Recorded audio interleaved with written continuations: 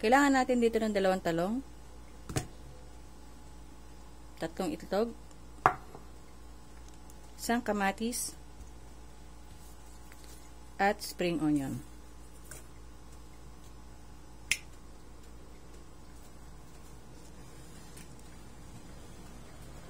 Magpainit na tayo ng kawali. Maglagay lang tayo ng konting mantika.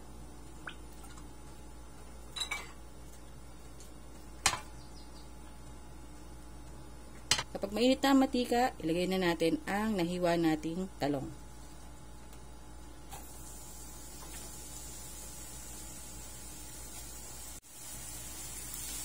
Tutuin lang natin until maging medyo lumambot yung ating mga nahiwang talong.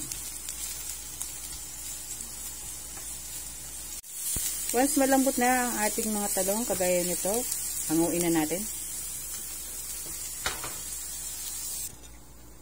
At sa malalim na lalagyan, ilagay lang natin ang itlog.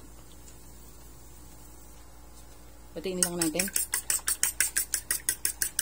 Then, sunod na natin ilagay ang kamatis.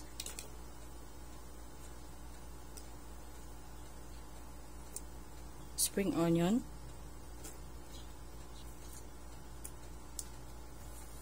At yung naprito nating talong.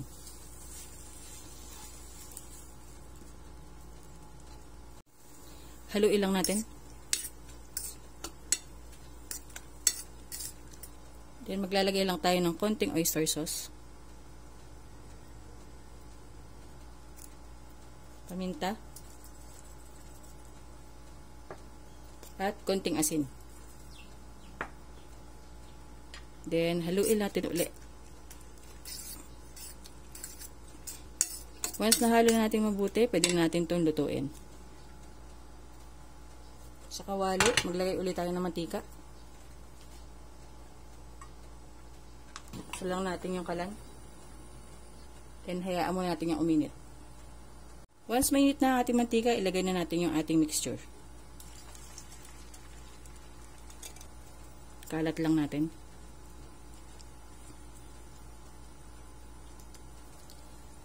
And then, takpan lang natin at lutuin lang natin over medium heat.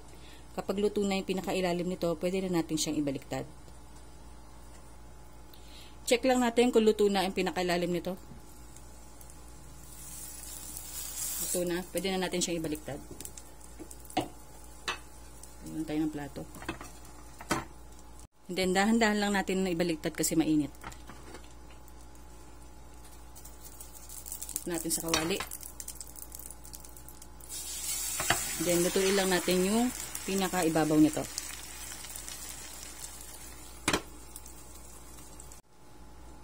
After few minutes, tignan natin kung luto na.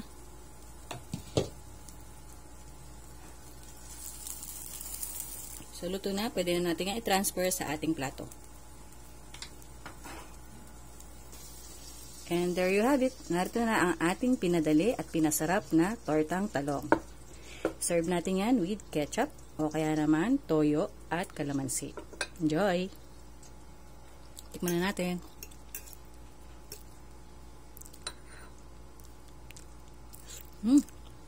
Hop.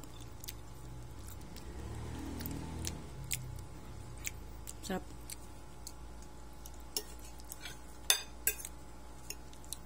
So, I hope nagustuhan niyo po ang recipe natin for today. Maraming salamat po at ingat palagi. Bye! Amen.